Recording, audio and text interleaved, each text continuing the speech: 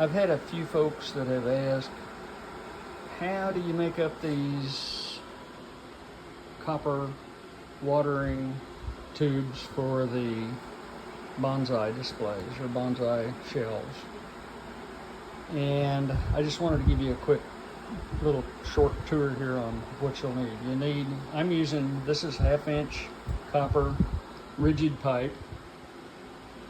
This particular one is 44 inches long, so you cut it to whatever length you need, and you'll need a tool like this to do that. That's a pipe cutter.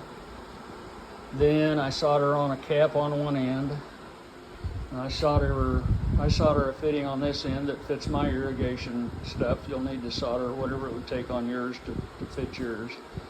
Then I go in and drill these 6.5 millimeter holes. There's one I haven't drilled yet. I'm going to show you that one. And you drill these 6.5 millimeter holes, and that's what the copper tubing will fit in, that comes up and loops over the top of your pot. A little over 100 degrees down here in Dallas, the Dallas area today, and I'm working in my unair-conditioned garage, but I got a little fan blowing on me, so I'll be all right. First thing, you have to mark where you want your holes to be drilled. Now, I've got this in a vise that I've temporarily moved over to this portable stand so I can move it around, but it's clamped down. This is that 1/2-inch rigid pipe that I just showed you, and I've got the next hole marked. So the first thing you have to do is you take, this is called a center punch, and you take this center punch and you put it right on your little mark, and hopefully you've got it lined up with all your other holes. One little tap, and you come in and drill that pile of holes in the copper tubing. I let it run fast and don't push on it very hard, and let it just kind of go in naturally. It doesn't grab quite as bad that way, but it's still going to grab and cause a problem, so it's just part of it. If I had my drill press here, I would do this in my drill press. That works better, but it's down at the shop. Okay, so there's my pilot hole. It's in there. Then I switch over to the 6.5 millimeter drill, and this is a pretty precise drill. It's a 6.5 millimeter drill. It's a little bigger than a 1/4 inch, not much, just fractions. Same thing, I set it up on fast speed, and I just kind of let it rest there and let it pull out the little tiny chunks of copper so it can drill a hole in it.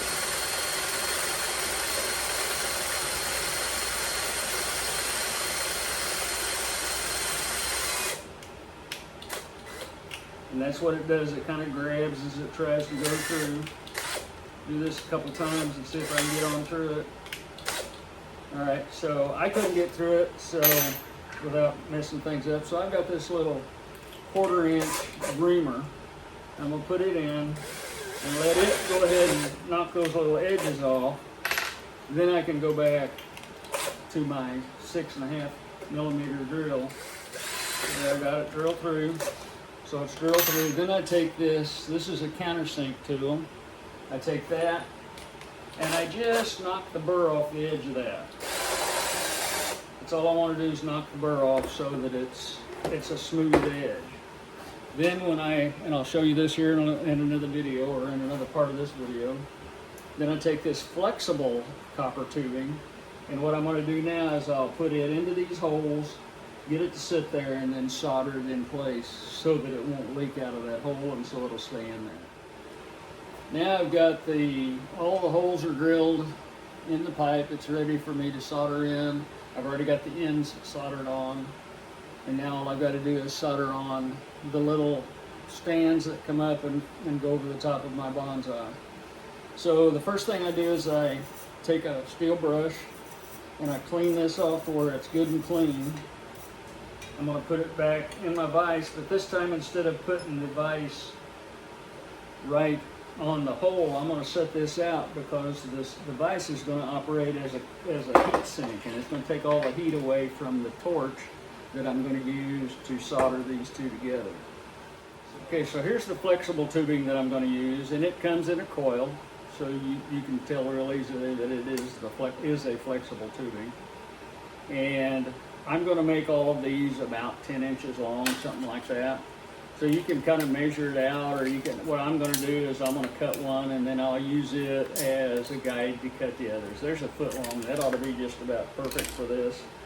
So now I'm going to take this pipe cutter and I'll put it on the 1/4 inch pipe.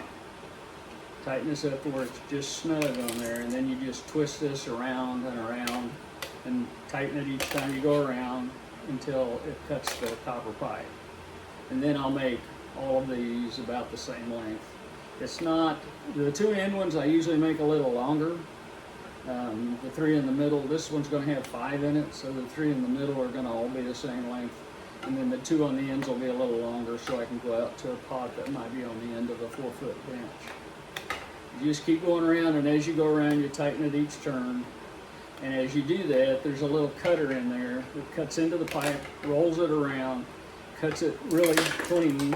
So there's a little pipe that I'll make this with, and then I form all this and get it just the way I want it, or really close, before I solder it on. I've got a couple of these ready to put on, so I wanted to show you how I do this next. Now I do take the little countersink tool and I run it in the end of the tubing after I cut it, and that just kind of gets, there's a little burr that rolls around on the inside of the tubing too, which will make it quite a little bit harder to get the fitting in later. So I generally ream those out just a little bit, get it set up to where it's a little simpler. So now at this stage, I take a piece of this scratchy pad and just clean this all up. And again, this helps with the adhesion of the copper.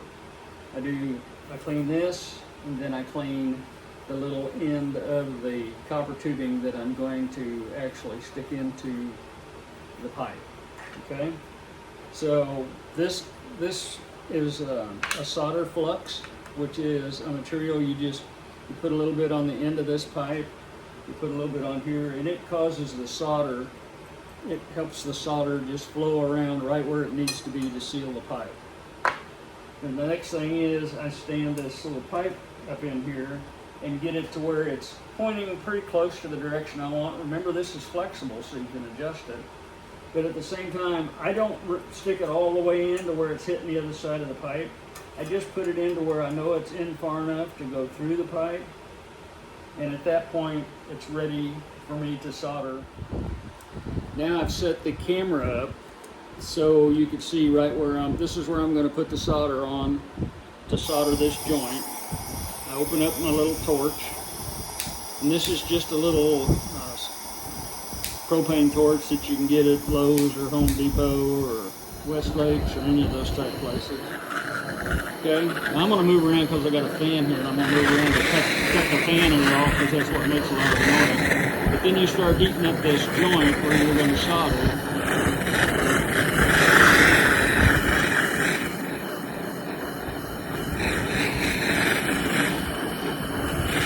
Now what you want to do with solder is you want to put this heat on where you want the solder to go. So I want it to go all the way around this tube, so it solders it in. And once you get it hot, you can tell if it's hot enough. You just touch the solder to it, and the solder will go right around the corners all the way around it and lock it in place, just like that.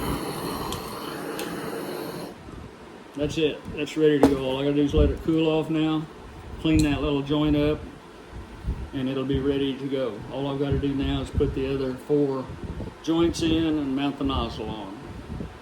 Here's the finished part of the solder job and getting everything put in. All the joints are soldered. I've cleaned them up a little bit. Still got it in my vise here, holding it in place. But all the joints, you can see they're soldered like all the way around so that they're good and sealed. Then I just, on mine, I just put a fitting in here that goes to my drip irrigation system that waters all of my bonsai. And it kicks on the timer when it's time to water this one. One of the things that I know a couple of you have asked and wondered how I'm getting my tubes bent. And they come in a coil, so it's no big deal. But as most of you know, I'm the real-time wire guy, and I 3D print a lot of stuff. So I made this little gadget And I've got this one still bent up a little bit, but with this it's kind of like a little measuring tool, and I can just put it on here, press this all in place, turn it around and get it lined up, and then they're all just lined up straight in a row. So that makes it easy for me. So this is now, I'm ready to thread the nozzles into it and secure them in, and then it'll go on the bonsai bench. Now I want to show how I put the nozzles on the manifold watering system using the copper. There's two different little nozzles I've been using. This one is made to just fit into a regular 1/4 inch plastic or rubber drip irrigation line. It's got the little barb on it. And this is the one, it's adjustable. You can turn this little outside part right here and it'll come clear off, and it's basically just like a hand sprayer. It's got a little place in there that it shoots water out both sides. I think there you can see it. And this one is adjustable, and I like this. Now it won't, or at least mine won't, the ones I've had don't seem to want to, you can't just close it clear down and turn it off, but you can change the direction, you can change the stream, and you can change the amount of mist that it puts out. The more you screw it down, the more of a fan-shaped mist it puts out. And if you loosen it up a little bit, then it'll put out kind of a little round and then bring it back down, and it kind of just sprays kind of all over the plant, which is where I like to hit them. And then you can open it on up and it'll just squirt a straight little stream kind of like a jet. So you can just aim it right wherever you want it. And the wind doesn't affect these too much because, I mean, you don't want to get them 4 foot away from your plant and try to shoot them at it, but you know, as long as you're within a foot or so, which all of my copper waterers have done, I like this one really well. What I don't like about this one is it's got this little barb on it, and the little barb won't go in to the copper. It's too big.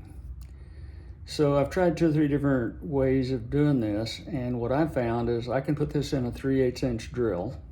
And what I do is I take this end off, I make the drill so it fastens on clear up here. I put it in a drill, and then I put a file right up against the little nub that sticks out there to catch the plastic, and I just file it off. I just run the drill and just file it, or you could put it in a drill press. It's pretty tough stuff. And but it will come off. And then once you get it down to where it's really snug, but it will then go inside the tubing, that's when I turn around and put some silicone on it. And I actually tap these with a 1024 tap.